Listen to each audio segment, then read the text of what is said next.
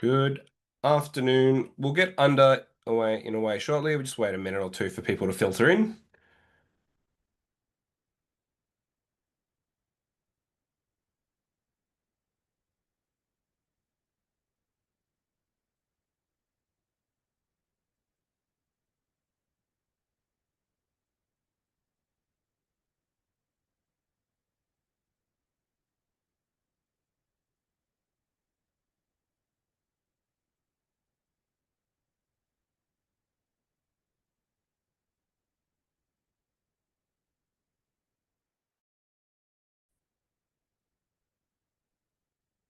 One more minute and we'll get underway. Just waiting for the last couple of people to come through.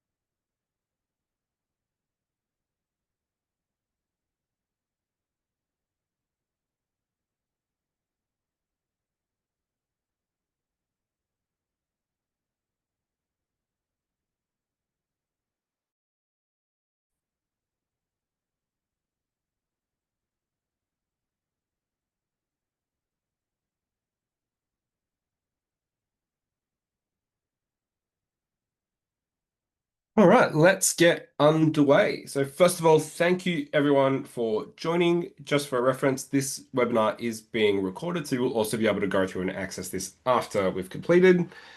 My name's Zach. I'm a solution engineer at Port. I'm joined with a friend of mine, Malik Ayub from DevOps One, and we're going to be presenting or talking to you guys today about navigating the chaos, unleashing the power of platform engineering, and how we do this all through things like internal developer portals. So a little bit about myself. I've been at Port now for a little over 6 months. I was really drawn to Port around developer experience and being able to go through and improve how people do things like automation. How do I go through and surface things like metrics? It's a really interesting space to be in terms of internal developer platforms and the developer experience space. So we're going to be running you through this. I'm going to get Malik to talk to you a lot about platform engineering, DevOps, SRE, where we've come from and where we're kind of going towards in that journey. And then I'll talk through a bit around Port, what we do, how we see the internal developer portal landscape, and show you a little bit of it in action. So in terms of my experience, I've been in the industry 10 plus years. I spent most of that time in sort of the DevOps platform engineering space, whatever you want to go through and call it. I started out a lot with infrastructure as code, then progressed slowly through to things like secrets management, databases, and now I'm on the developer experience front. So without much further ado, let me hand over to Malik. Malik's going to kick things off for us, and we'll go from there. So I'll stop sharing my screen, hand over to you, Malik, and away we go. Thanks for that, Zach, and setting the tone. You guys see my screen? We can indeed. Should we? So myself, I'm the principal consultant at DevOps, very similar to Zach. Prior experience has been around platform engineering, cloud security, and formerly studied cyber, but I've always found my love in managing platforms and making sure we have those capabilities in place that ensures we have secure delivery of applications. So I've already touched on the agenda, and next few slides, I'll sort of touch base on where we have started from in terms of our evolution of delivery systems and where platform engineering comes into it and how IDPs are solving some of the chaos that we have out there. So let me first introduce DevOps One as a business. So what do we actually do? We help organizations deliver continuous value to their end users. Now, if I was to really boil down what are we delivering in terms of the business value, it really underpins these three business drivers, whether that's reducing the cost, that could be through over provisioning or using a number of different tools that could be consolidated, or things like reducing risk, whether that's your compliance requirements, reducing your application security vulnerabilities. And then lastly, how do we introduce velocity within the delivery system. So then the teams really have that speed to market, and we are giving our customers that new capability, that new feature without having extended delays. Underpinning these, we primarily focus on platform engineering, security engineering, and quality engineering. And the engagements we have had over the past few years, sort of this one pager here shows some of the logos. We've had the privilege to work across a number of different verticals, whether that's financial services, public sector, banking, retail, just to name a few. Some of these logos here I've had the privilege to work directly with, and some of it would be my peers. So that sort of gives the context of what we have seen, which sets the context of describing what is that evolution of delivery systems that we have seen across these different organizations. And there is varying degree of maturity across these. But I'll sort of start from the first principle that got introduced into our delivery system, which to this date is pretty popular, which is DevOps principles. In a nutshell, this is where the industry started thinking about bringing together the people, processes, and technology, and making sure we are leveraging automation and that continuous integration and delivery mechanisms to make sure we have that agile ways of delivering applications and systems. Then it got evolved into site reliability engineering, where we kept leveraging the DevOps principles, but now the focus was shifted towards the end customers or users. What's the impact in terms of the reliability of our systems? How can we make sure and ensure the availability of those applications stays on top? That's where we started seeing SRE dedicated teams. They're looking at SLAs, SLOs, the observability in practice, and making sure the apps stay afloat. And where we are sort of seeing the shift of market in last few years is the emergence of platform engineering, which is really, if you think about, is an amalgamation of the previous two evolutions, where you have your DevOps principles, you think about your external or end users, but you also start thinking about the internal producers of those systems. So I'm thinking about our developers, our security teams, our operations team, and how do we really enable them to have that developer experience, reduce that friction or that cognitive load that they tend to have whilst delivering that output, which is then used by our customers. So with that sort of context of the evolution of systems, let's talk about what are those key principles that a good contemporary evolution system should have. On the left-hand side, you can see themes, and I'll sort of go through each of them and expand a bit on these. First one is using or leveraging infrastructure as code to really standardize the approach of provisioning resources or managing your platform, whether that's cloud, on-prem, your application infrastructure, your application configuration. We should really be owning into infrastructure as code. Next key principle would be aligning your change management, of course, through DevOps practices, which means using automation. So I think pretty much everyone in the room right now would align on this, is to use CI/CD principles, shift left, DevSecOps, but really leveraging those automation workflows to introduce change. Codifying knowledge and endorse patterns is the third key principle. What that means is some of the key artifacts or IPs should not be sitting with one individual or one team within our organization. We should codify those patterns, get them endorsed by the brilliant brains you have within the organization, and then make them accessible across the organization. So if there is a golden pattern that is created by one team, which let's say deploys a Kubernetes cluster, we should really find out ways how can we disseminate that across the organization so everyone can leverage that.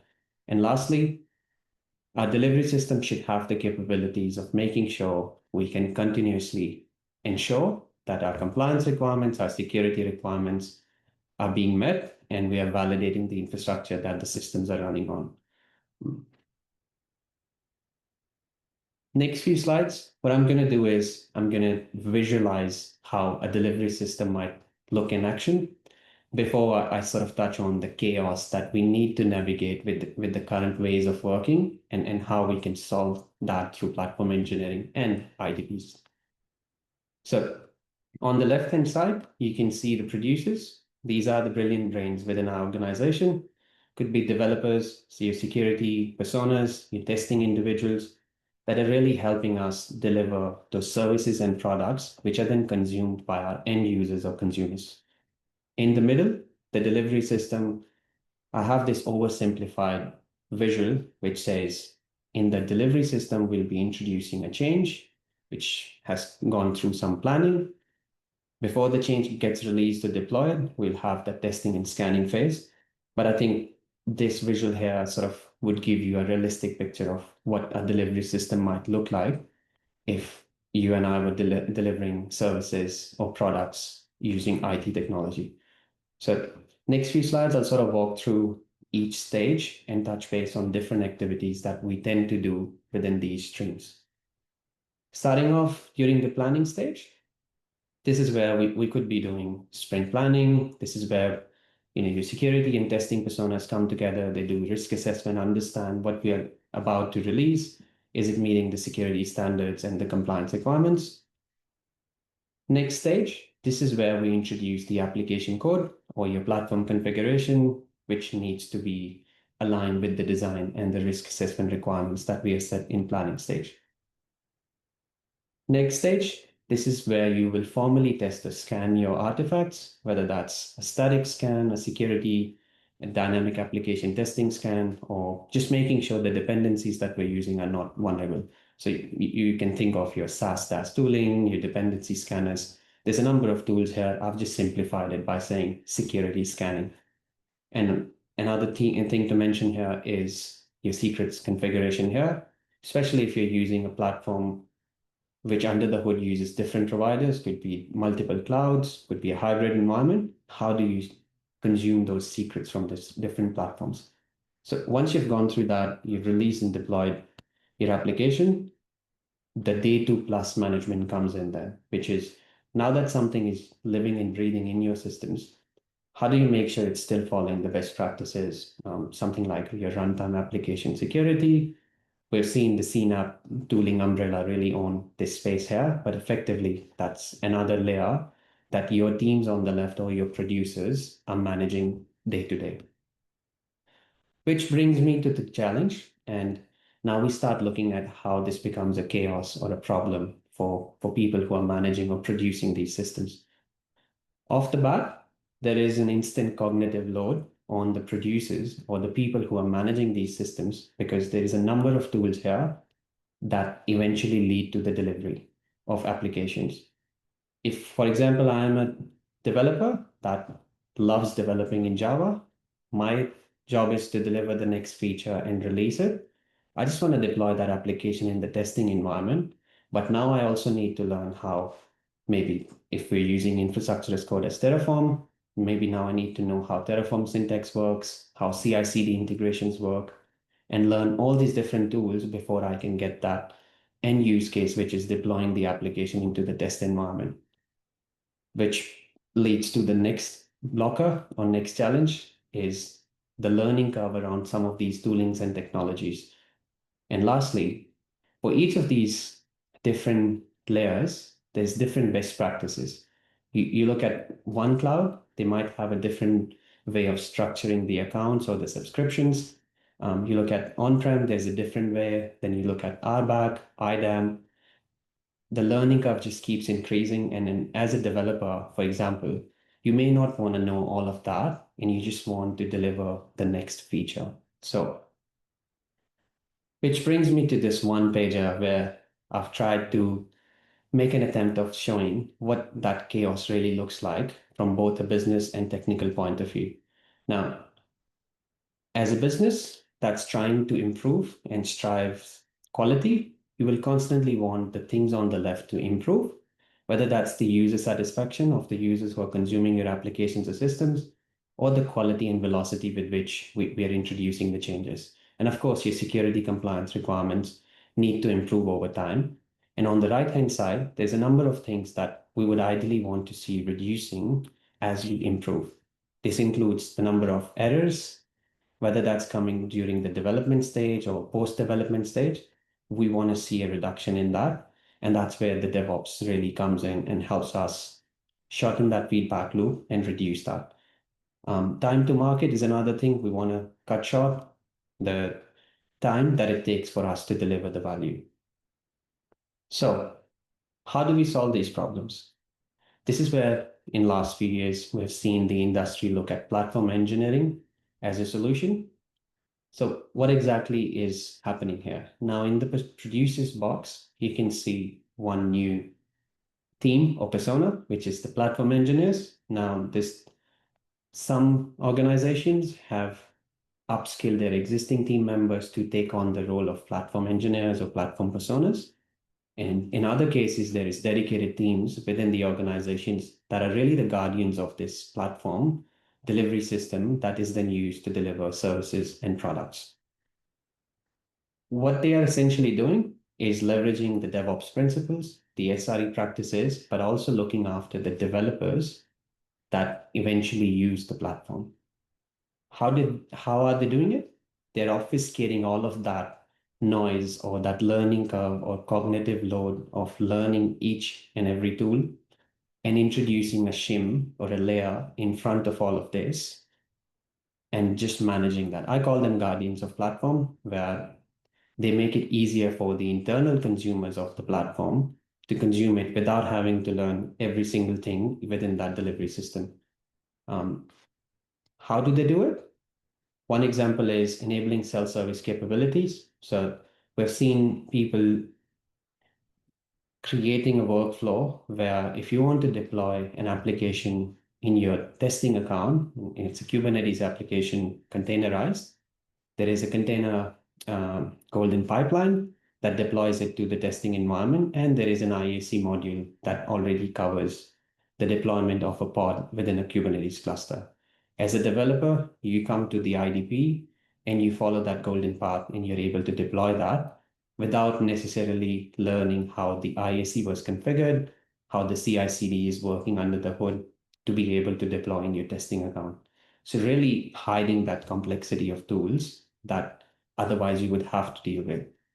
And last thing that I would touch base here is the metrics.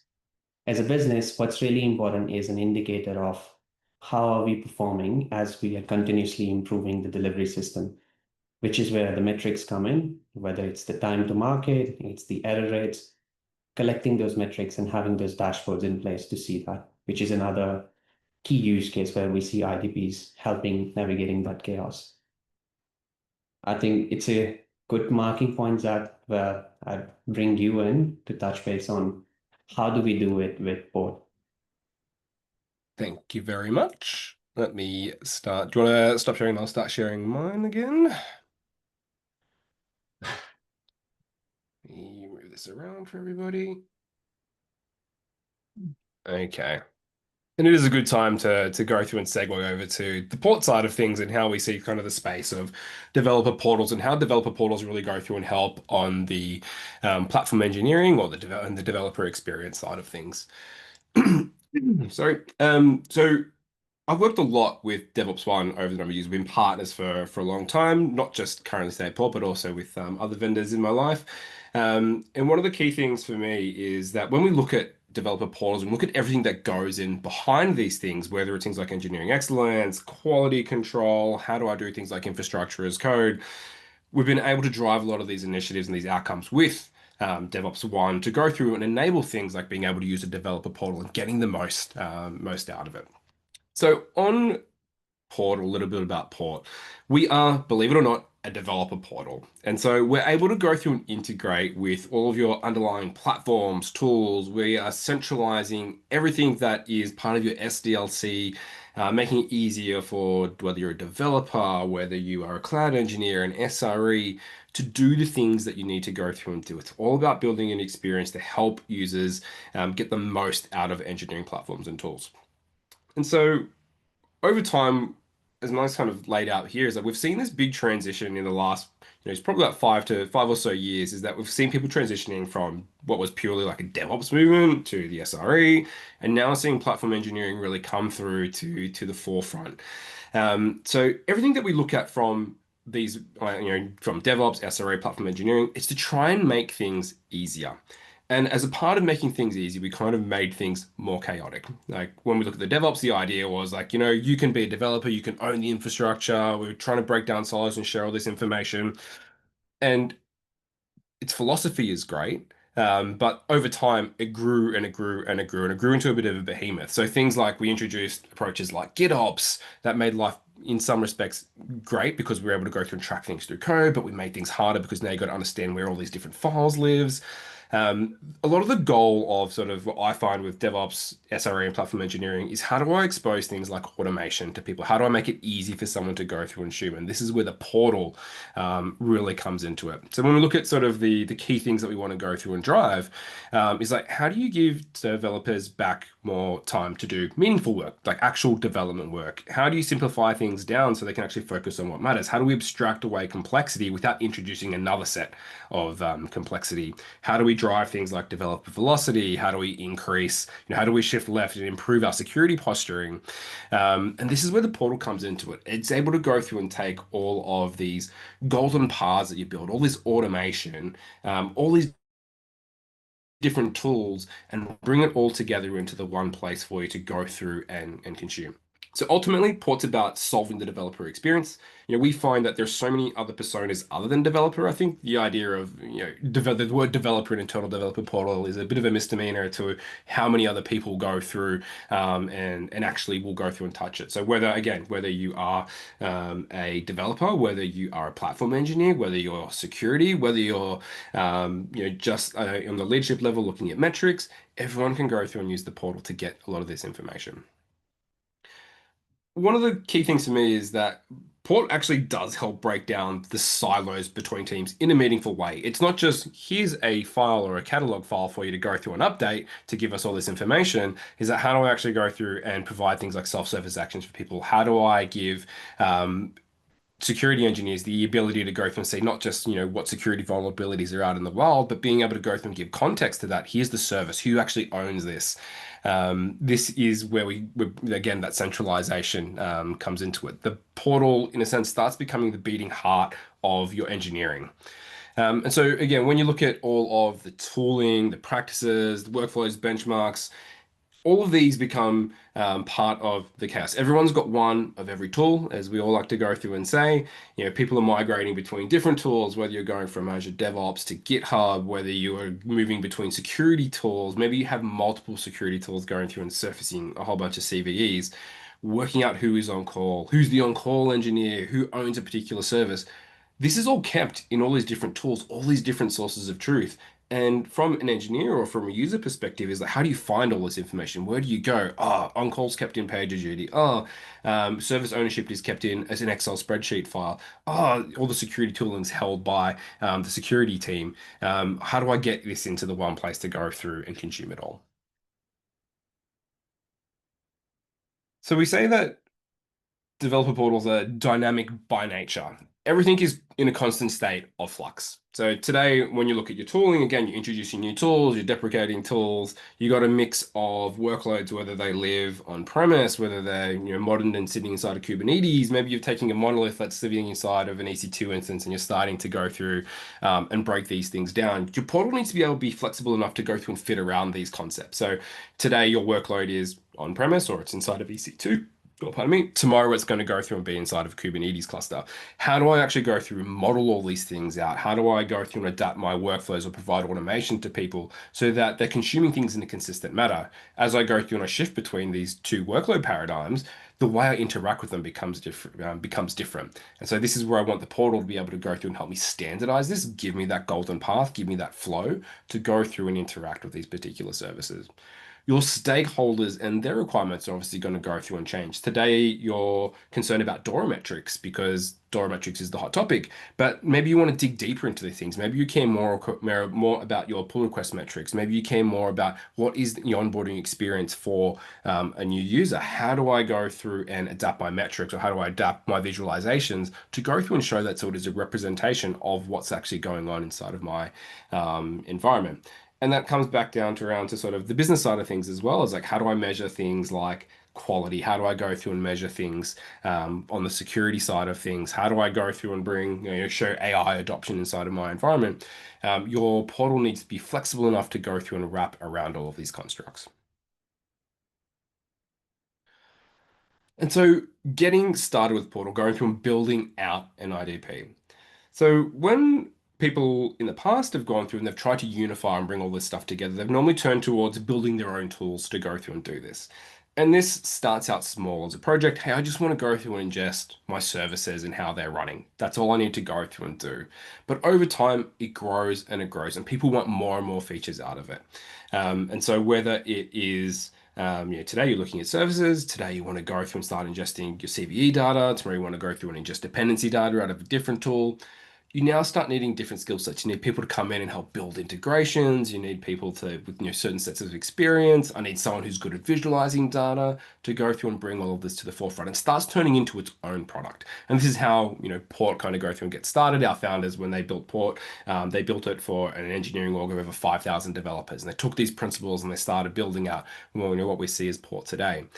So what they saw is that, again, things started out small, but it grew and it grew. And eventually they were in this huge team. It has product managers, has a whole field of engineers. You've got sprints. It's a fully fledged web app now. And so what we're trying to go through and do is we're giving you the building blocks to go through and build that experience. So you don't need to go through and have this huge load of engineers and people and experience to go through and do that. Take our experience and apply it to your own organization. So we give you the key foundational pieces, the Lego bricks, for lack of a better term, to go through and build out the experience you need to build for your organization. So whether that is, how do I go through and actually visualize data? How do I visualize performance of my pull requests? How do I visualize the number of CVEs in my environment? We have widgets and dashboards to go through and help you build that out. We're able to go through, provide you software cataloging, scorecarding for going through and measuring metrics and performance, a self-service action framework to give you a control plane to go through and drive all that automation. Workflow automations to power more of the business logic side of things. As an incident comes in, here is the different things I need to go through and trigger in terms of updating different elements of my software delivery lifecycle.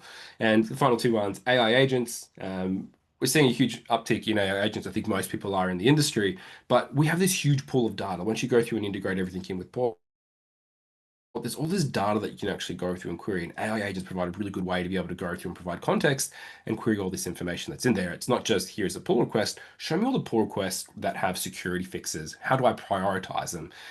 So we give you these frameworks with the AI agents to go through and drive that. And finally, it's not an enterprise product without RBAC features involved. We have a really strong RBAC framework, so you can go through and build out the experience that you need to, but still have all the safeguards in place in terms of who can go through and see what, who can go through and drive particular actions. All the building blocks are there, again, for you to go through and build out your IDP experience. So on that note, I'm going to end with the slides and I'm going to crack into the demo side of things. Before I get started, if anyone has any questions or anything like that, there's a question and answer box that you're able to go through and fill out questions. We've got some time set aside at the end here for Q&A, and we'll go through and answer any of your questions there. So feel free to pop them in there and we'll address them as soon as we can. Okay, so getting started onto things, we're going to walk through a couple of different personas inside of Portal, what you can actually go through and do with an IDP. So we'll go through and tackle a few things. First of all, we'll look at the homepage and the data you kind of go through and surface. We'll look at what a developer would go through an experience, or what kind of experience you can build for them around how do I view my services? How do I measure myself against these services? How do I do things like spin up an EC2 instance if I needed to? We'll take a look a little bit behind how we actually model these things out, like what actually goes on in the background. How do I represent this data? How do I integrate my tools? And then we'll look at things like the different personas around SRE or security. And then finally, we'll look at sort of the leadership and rolling up metrics. How do I actually go through and build like reports and things like that inside of the IDP? So the landing point for everyone when they come into the IDP is obviously going to go through and be the homepage. And the homepage allows us to go through and surface things that are not necessarily important specifically to an end user, but to the organization as a whole. So if I want to be able to go through and track particular initiatives, or I want to go and track things like what are my DORA metrics, which is some of the things that we're going through and showing here, I can go through and present these back. So they're at the forefront. So people understand, these are the particular metrics that we're going through and tracking, or here's the initiatives that we're going through and rolling into. I can go through and customize these things out again to build the experience that I want for my organization. So whether it is putting AI agents front and center, whether it's being able to go through and provide quick access to catalog things around, who's on call, are you an SRE? All of this can be surfaced on the homepage. So we'll go into the actual cataloging side of things and start looking at some of the different personas, and then we'll look at the back end a little bit as well. So this is our demo environment. So this is a sandbox you can come into. You can go through and explore. Everything is clickable. You're not restricted. But one of the things we always let people know is that you're seeing everything here. You're seeing all the different personas down here on the left. So whether, again, you're a developer, whether you're on call, whether you're a DevOps engineer, typically, you're not going to go through as an end user and see all these different experiences. You build an experience for an end user, and that's the only experience they'd see. So if I'm a developer, I'm only going to see, the dev view. I'm only going to see the SRE, the on call, and then if I was a security engineer, I might only go through and see the security engineering side of things. But what we do is that we take all these different data sources that you have. So when you look at all the different tools that are out there, whether you're going through and you're using things like Prometheus for metrics, whether you're going through and you've got PagerDuty, you've got GitHub, Azure DevOps, you've got Kubernetes, EKS, it doesn't matter what the tool is, we generally have an integration point to go through and do that in. It's as simple as going through and connecting the tools in. We will get all that metadata, bring it into our data plane, and then that allows us to go through and start the visualize or the cataloging and the visualization component around everything that's inside of your SDLC. So whether that is your repositories from GitHub, whether that is things like your EC2 instance from AWS, whether it is things like the instance from PagerDuty, we can connect all these tools up and bring all this data into port, and that's what allows us to start going through and cataloging all this information. So we'll look at the actual data model, how that's all built out in a second. But what I want to go through and focus on here is the actual service catalog and what's actually going to go through and be presented. So as an end user, if we were developing and coming into an organization, one of the hardest things to understand is context. Hey, you're working on this particular service, but what actually goes into this service? Where do the workloads live? Where are my dashboards for this? Oh, some stuff's kept in Grafana. Oh, some other stuff is kept in Datalog, in Datadog. Who's the on-call engineer? Now, if you were new and you had to try and find all this information, you're probably going to go to all these different tools. You're going to go through and consult a Confluence or a Jira to go and find documentation around how this is going to go through and being tracked. And the trouble with a lot of that documentation is that it can be out of date. Like, we require with documentation people to go through and manually update these things. And one of the real powers with Port is being able to go through, take all these integrations, provide real-time updates of this data. Who is the on-call engineer that's assigned inside of PagerDuty? Not just here's the team that's assigned on this Word document or in this Excel spreadsheet, pulling it from the actual sources of truth so that what we look at is up to date, it is real time, and a true reflection of what's actually sitting inside of our environment. So again, as a developer, as you come in, there's these different experiences that I have built out, whether it is something around planning my day, how do I actually organize and work out what I need to go through and do? How do I prioritize one PR over another PR? How do I understand what tickets have been assigned to me in Jira versus what incidents are going through and running inside of the environment? How do I view what services are actually part of my team? What does my team own? What do I actually go through and work on? And then the next steps to that is how do I actually do things? Like how do I go through and cut a PR? How do I go through and spin up a development environment for myself? How do I know if I've got shared environments and so forth? A lot of this information becomes tribal knowledge in some respects. It's locked away in people's heads. And when you get onboarded into an organization, you rely on people to go through and show you how a lot of these things go through and work. I'm not saying that, that's Port's going to go through and replace this tribal knowledge, but it helps augment and it helps give people a way to go through and track these things. So again, it's not just locked away inside of someone's head. I'm able to go through and again, give people golden paths, easy ways, or give them abstractions. So they don't have to worry about the complexity around how to go through and do something as simple as, or not as simple as, but how do I go through and spin up an environment in Kubernetes? How do I go through and spin up a namespace? What is the way my organization goes through and does that? And that's what we're going to go through and explore a little bit more shortly. So let's look at the services. So you've come in, it's day one, someone says to you, I need you to go and work on the payment service. And you've got no idea about this payment service other than it's called the payment service. I can come in and have a look at the services that have been assigned to me and now start go through and starting to get a better idea of what's out there. So I can see I've got this authorization, order, authentication. This is the service I want to go through and take a look at, this payment service. And just at a glance, when I go through and look at this, I'm able to go through and capture the information that I need. And this is where it comes down to reducing that cognitive load. Earlier when Malik went through and showed you that platform engineering side with all the different components that go into it, there's so many different tools along the way. And again, this is where it comes to knowing how to use those tools and how to extract all the information, knowing where to go. We can surface the key things from those tools into the catalog here to make it easier for that end user. So I can go through and see, okay, Alex Mara is the engineer that's on call. I can see Daniel here was the last person to go through and make a commit to this particular repository or the repo. Here's the the dashboards. If I want to go through and check out what's happening on my CPU, I can go to Grafana and have a look. I can go through and look at things like what is the Argo CD status for my application? Is this, is it in sync? Do I need to go through and resync it?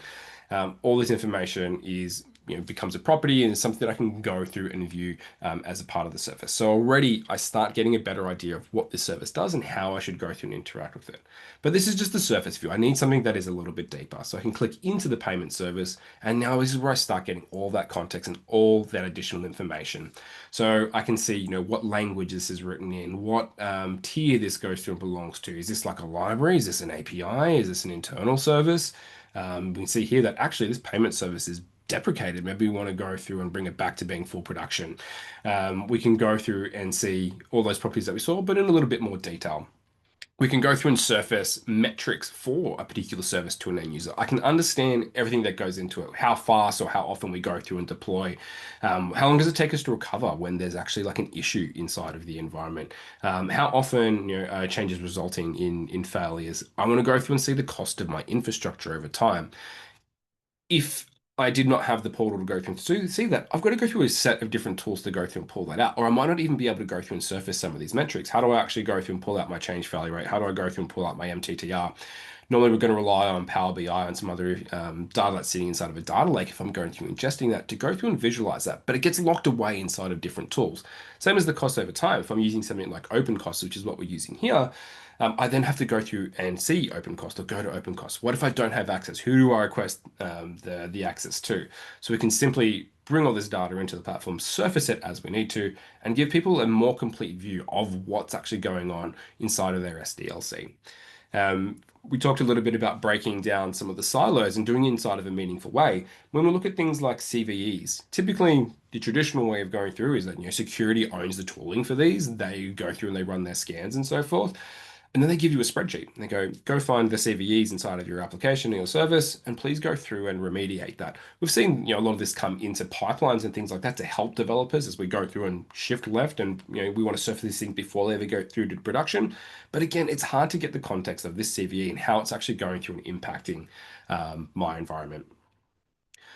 So enough about the metrics and the sort of the initial dashboard side of things. A lot of the metrics are kind of meaningless unless we have a way of benchmarking them. And so this is where the scorecarding framework for Port becomes really important. So I'm able to go through and scorecard or build a benchmark out for anything that I'm going through and tracking inside of Port. So whether it's metrics, whether it's things like, do I have a README doc that's applied to it, I can go through and provide these benchmarks or these metrics and give people a grading against them. I can show them how they're going through and performing. So we can see here that in terms of the things that we expect on the ownership side of things for the service is at a gold standard. We can see that their docs maturity is right up there. But what we can see is things like the PR metric is sort of middle of the road. We can see production readiness is not great at the moment. But we can customize all of these scorecards to reflect, again, the things you're trying to track inside of your environment. Are you trying to track things like compliance against CIS? We can go through and build a scorecard to go through and track that. Are we trying to go through and see, are we actually have enough of built out enough components inside of our repository so that we can migrate to a different tool? I can go through and build a scorecard against that.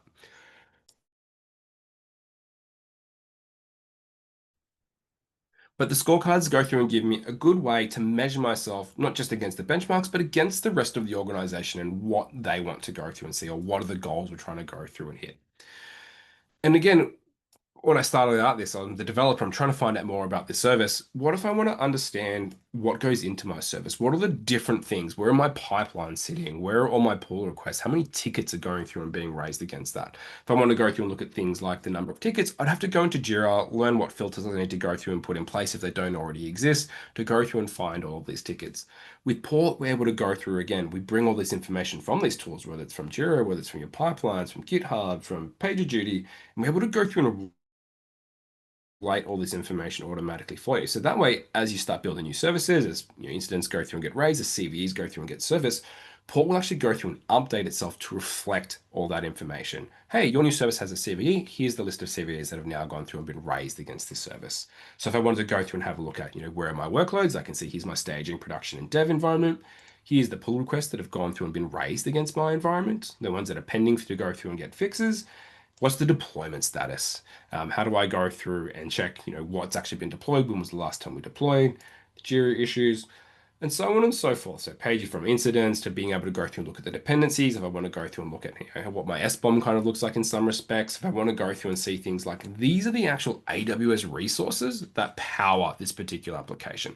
This is normally something that's hard to do. We normally rely on things like tagging, and then we rely on something else to go through and link these tags to my originating service, or I'm going through and using other tools like, let's say, like a Terraform Cloud to be able to go through and show me, okay, here's the deployment for my infrastructure, but I don't necessarily fully understand how that relates back to the underlying or the overhead service that this is going through and powering.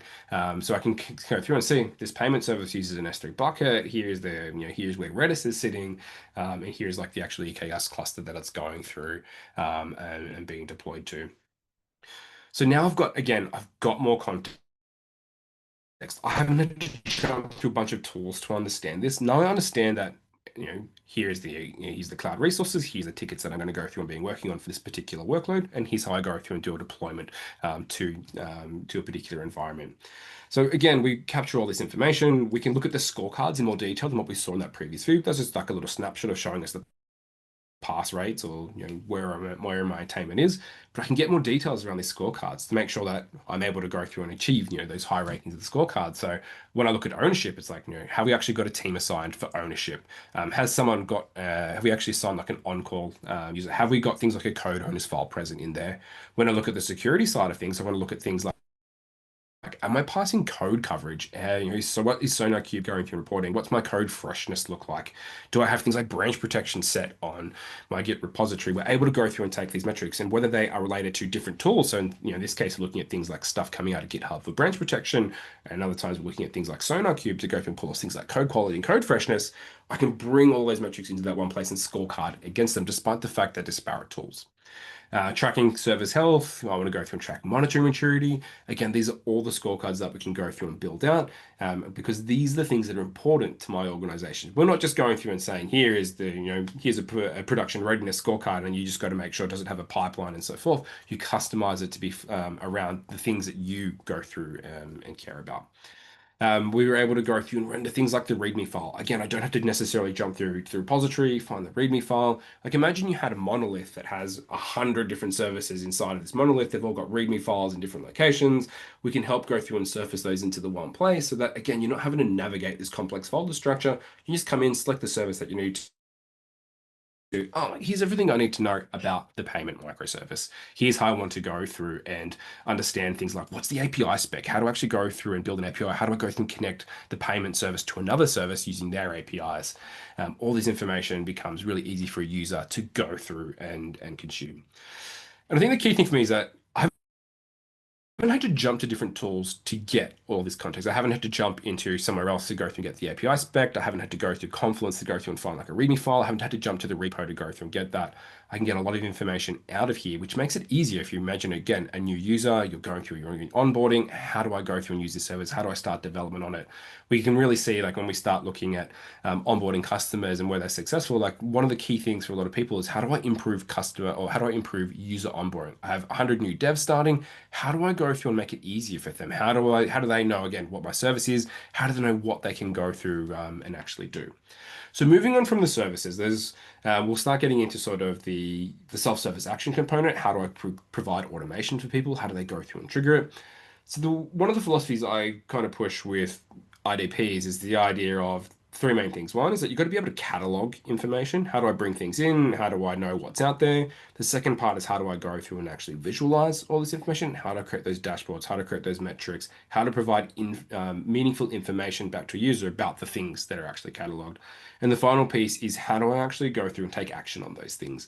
And this is where our self-service action framework comes into its own. So it's being able to go through and provide to an end user the ability to go through and at a click of a button and filling out a few inputs, I want to go through and scaffold a new service. I need to start building payment service V2. How do I actually go and do that? Traditionally, we're going to rely on a whole bunch of tooling and stuff that we probably built in the background, whether it is a GitOps style of approach where you submit a PR to a repository and it scaffolds some things out for you. Maybe it is a CLI tool that your DevRel team has gone through and actually built out for you to go through and start building. So I built out a .NET repository. And then it's things like, oh, I need to provision infrastructure. How do I scaffold those kinds of things? That requires you to go to a lot of different places. It also requires you to raise tickets to a lot of different teams to go through and get these things done. And there can be a lot of time and delay around these things. But what we want is we want to simplify it. We have a lot of automation that's built. What we lack is a really good way to give users access to that automation. Again, I spent a lot of time building infrastructure and building things like Terraform for people. We can build all this automation, but how do I give them the automation and make it easy for the end user to go through and consume? So this is the self-service action framework. So if I want to scaffold a new service as a new user, come in, scaffold my new service, and then I start selecting or supplying the inputs that I need to. What is my new service going to go through and be called? So payment V2. Who's the team that's going to go through and own it? In this case, it's going to be the backend team. What is the domain that this is going to go through and live in? This is going to belong, ironically, to the payment domain. I can then go through and select like the tech stack. What are the things that I need to actually, provision, or how do I go through and scaffold things? Am I writing things in Java? Do I want to go through and write this in Go? Do I want to write this in Node? And then being able to go through and select like the version that I'm going to go through and do it. And this is all information that's very helpful to capture because as I start scaffolding things out in repositories and so forth, this becomes important information around how I actually go through build and structure some of those things. I select, no, am I deploying this to AWS, GCP, Azure? Maybe I'm deploying this to a VMware environment. But again, this provides context to what's going to be the orchestrator or the backend to actually go through and execute these things. Being able to go through and select the service configuration. So, hey, this is going to go through and be mission critical. This is going to be a backend service. And we're actually going to go through and put this as experimental as it's something that we're going through and working on. And what this allows us to do is take a lot of these inputs and then start triggering different sets of automation to go through and build out the thing that we're trying to go through and do. So again, because I know this is going to AWS, I need to go through and get like my AWS templates to now start going through and provisioning infrastructure. You can see that this is mission critical. I can see that this is backend type. I need to now go update my CMDB to reflect this information as well. I can trigger more automation to go through and do that. We hit execute. And now it's going to go talk to our backend to go through and actually do that. What that backend actually is, it depends on where your automation exists, whether it's sitting inside of a GitHub pipeline, an Azure pipeline, maybe there's an orchestrator that you have. We can hook into any of those into any of those tools to go through and drive a lot of these things.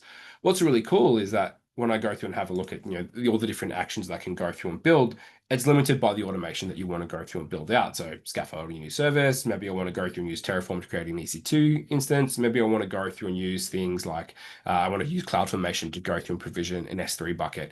Maybe I want to go through and request access to an EC2 instance.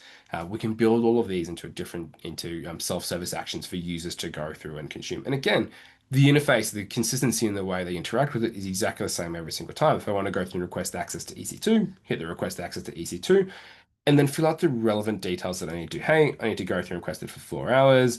I need troubleshooting.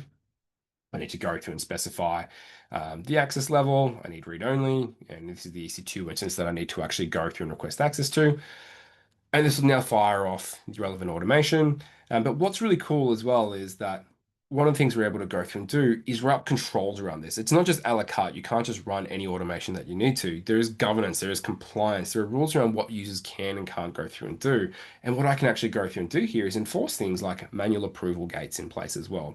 So not relying on things like my pipelines to go through and do the approvals, that I can actually go through and say, here's the approvals, or here's the people, first of all, who have access to it.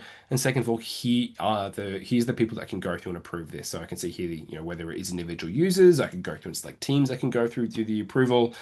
It's not a replacement for, your ticketing systems and things like that. It's augmenting, it's helping drive a lot of these things forward. It's making it easy where some of the automation for like your dev environments, for instance, you may not need approvals. You just want them people to go through and drive and have that velocity through it. But when it comes to things like production, you want to gatekeep that to a certain extent. So that way, someone actually still needs to hit the big green button to go through and do the deployment. But again, we can use the automation in the background to go through and help us drive a lot of these things, but give the end user like a really nice control plane to actually go through and do that execution.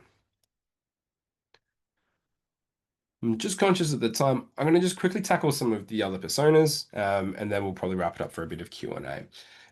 So there's all this information that's floating around inside a port. We've seen from the actual service component, all this information that we go through in catalog. When I go through and look at things like, what is my services, looking at the scorecards. Um, Again, this is looking at it more from a developer view. What does a developer need to go through and build out? What if you're a different persona? What if you're someone like an SRE? How do I go through? What's the experience look like for them? And this is one of the true value propositions for Port is that you build the experience for that particular user. So as an SRE, the things I care about is different to what obviously a developer cares about. I care about making sure things like my services are up and running. I want to check out what my production environment looks like in terms of cost or how many issues are present in there. I want to be able to go through and have a look at like all of the Kubernetes resources that are running and be able to get a good snapshot view of their health status. I want to be able to go through and track like the latest deployments. Conversely, it's like I want to be able to go through and look at the different cloud resources that are in there. Now, a lot of people say, but I've already got access to all this stuff. I can use the AWS CLI. I've got these inventories that I can go through and track. But it's being able to go through and provide context for a lot of these things. So being able to go through and easily map, here's all my production cloud resources. Here's where they all go through and live. Here's all my S3 buckets. Here's all their configuration. Here's all my AWS accounts. Here's the cost. Here's the different breakdown of all the resources that are inside of my environment. If I was to go through and get all that information today, I'd probably have to go through and customize and write a bit of scripting to go through and pull all this stuff together. But with Port, because we have all these building blocks, it's easy for us to go through and be like, cool, I need to break down my resources per type. I've already got all that data sitting there. Just give me a pie chart that goes through and breaks those things down. Again, if we look at it from security engineering, the things they care about is different. When I went through and I raised that request to access the EC2 instance, in a traditional sense, you'd probably raise that through a Jira or a ServiceNow to go through and request that access, and then it has to go through that approval flow through those tools. I can again simplify that down. I can break it down so that this kind of stuff sits inside of Port. Someone can request the access as the security engineer. I can go through and review and validate. What are they actually trying to go through and do at a glance? I can see all of the like temporary permissions that are out there in the environment. I can see who's actually going through and waiting for an approval to go through and do it. I'm not just relying on those ticketing tools to go through and provide that information. I can bring it all in. I can get that context again. Hey, someone raised the request for temporary permissions. I can see the cloud resource that they want. I can see, what's the status in terms of Git and things like that for it. I get that context, which is always one of the hard things to go through and grasp. And the last view I'm going to go through and show before I wrap things up is, we collect all these metrics, we collect all this data, and I'm able to go through and service and roll this information up. So it's great that I can track all these scorecards at an individual service level, but how do I go through and actually track that across an organization? How do I compare teams to one another? How do I see who's high performing, who's low performing, who needs help? If we're trying to go through and improve our security posturing, I want to track that. How do I do that? We do that through things like the scorecards and being able to go through and build these visualizations around it. So I went through and had a look at things like DORA metrics, not just looking at an individual service level. Here is the overall DORA metrics for my organization, for all of my teams, tracking that deployment frequency over time, MTTR, being able to go through and see that performance on a per team. So if I go through and have a look at these different teams, who's the best? We can see the engine room's got the highest performance. We can see there's a whole bunch of people middle of the road. We can see the Guardians of the Galaxy team, they're running a little low. Maybe we need to take someone from the engine room, put them in the Guardians of the Galaxy team to help uplift their capability there. So we start getting that engineering insight into the metrics and how we can go through and start helping teams. Breaking down things like the scorecards overviews, not just the DORA metrics, but how do I go through and track the performance around it? How do I go through and see that, hey, I can see that this ad service has got basic PR metrics. Actually, what I want to go through and do is that I want to send a scorecard reminder to that particular team to start picking up that PR metrics. Again, they could go through and jump into Slack themselves to go through and do that, but Port gives a really easy way to be able to say, okay, here's the team, here's a way to go through and do it without me having trying to find the appropriate Slack channel and do a lot of digging for that information. All right, I'm going to wrap up there in terms of the demonstration. Hopefully you guys have found that helpful in terms of understanding Port, understanding the data we go through and collect and how the portal is useful and how it helps break down those silos, how it helps reduce that cognitive load to an end user. So what I'll do is I'll open it up to Q&A and we'll begin answering the questions. So let me stop sharing here. So the first question we have is, what do we see as the biggest challenge to seeing IDP adoption and buy-in for large enterprises, and what strategies work to overcome them? This is a really interesting question because I think as we've gone, like as the IDP market has been growing, this is like one of the most pertinent questions is like, what is the biggest challenge? How do we get started? And like, what are the strategies that we go through? And so when you are a new, modern, cloud native company, um, a lot of these issues are kind of not there. They don't have one of everything. They don't have a lot of legacy tooling. They don't have old ways and new ways of doing things. They just have the new modern way of going through and presenting stuff. So the biggest challenge I see with IDPs, particularly with the existing organization, is we have so much data. We have the chaos. How do we actually start? What's the best thing to go through and get started with? So typically what we see is that it's like anything. You kind of go through and pick the low hanging fruit, but it's really good to be able to go through and show on a greenfield and a modern environment that you're going through and building out, this is what an IDP can go through and look like. All of our automation in terms of here's how I provision infrastructure, here's how I go through and apologies. Here's how I go through and raise risks against CVEs. Here's how I present all this data back to the user. Building that out into like a new greenfields environment where you've got the chance to define, the golden paths and so forth is a really good way. We've worked with a few customers that have gone down that approach, and they find that's a really effective way of being able to show to the rest of the organization, this is what it can go through and be. This is how we can simplify all of those things down. And so whether you use the carrot or the stick to go through and drive these things, I think it is organization dependent on there. I'm a big fan of the stick. That if you want people to go through and adopt into the new ways, is that be hard and fast about it. Here's the cutoff of where we need you to go through and be. People respond well to deadlines, but it's got to be a transitional period. This is where things like scorecards are really helpful to be able to go through and show where you need to go through and be. If you want to be on the latest and greatest, you want to be on the full container-driven microservice, this really cloud-native way of going through and operating. These are the things that you need to go through and hit from like a repository perspective. Here's how your coding needs to go through and live. I need a good pipeline built out. I need to go through and show that you can pass things like your CVEs, resolve your CVEs within a certain period of time. So you use a combination of scorecarding, the dashboards and the metrics to go through and drive that. And then that gives people a good idea of what target they need to go through. And this is where having a well-defined team or a well-defined experience built out on something that's new is a really good way of going through and building it out. Hopefully that has answered that question. Mike, do you have anything else you want to add on to that one? No, I think you've covered it well.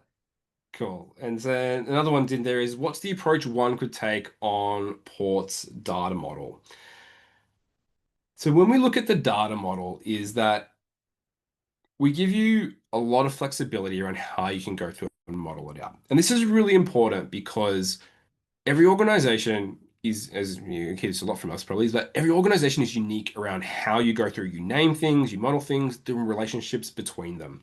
And so normally when we go through modeling with people and how they want to go through and build out and how things are related, what is the actual heart of engineering? And typically it all comes down to, here is a service and here's what I want to represent as part of a service. I know that a service has got repositories. I know that service has these things that are connected in terms of here's different tools, here's PagerDuty, here's Sneak.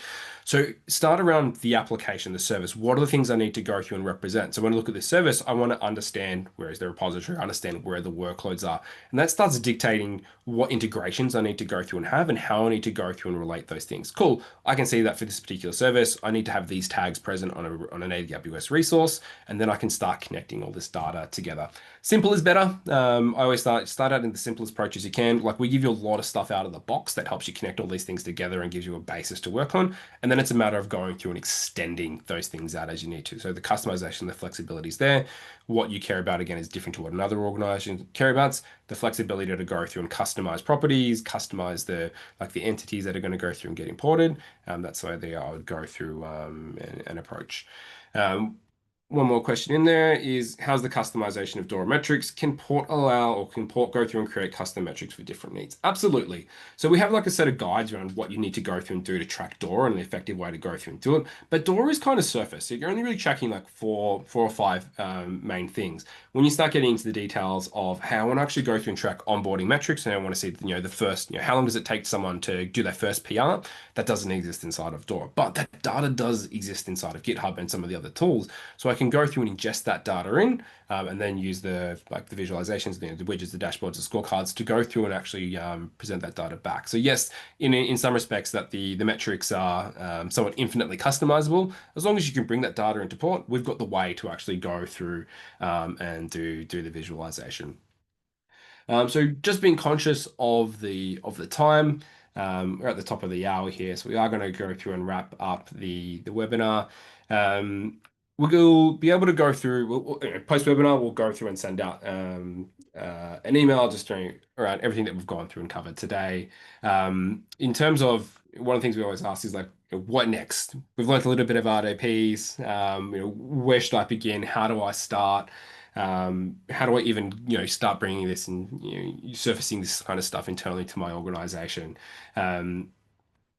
We're closely partnered with DevOps One. We're more than happy to come in. Feel free to reach out to us. We'll also connect after this. But feel free to reach us out. We're happy to come in and do an assessment with you around where you guys are at, where we think the benefit would go through and be. What is the first use case you could go through and tackle? It's different for everyone. Some people want to go through and tackle things like self-service. Other people want cataloging, what that is and what that could go through and look like, and what additional things that you would need to go through and build. We can go through, do a session with you to go through and do that. So on that note, I will wrap up the webinar here. Thank you everyone for your time. Thank you for giving up an hour of your day to come here and spend it with us. Hopefully everyone has learned something valuable from here. Someone's got you got something to take away. But again, if you've got any further questions, feel free to connect to both Malik and I on LinkedIn, send us an email, but we'll reach out after this as well so you have all of our details as a part of it.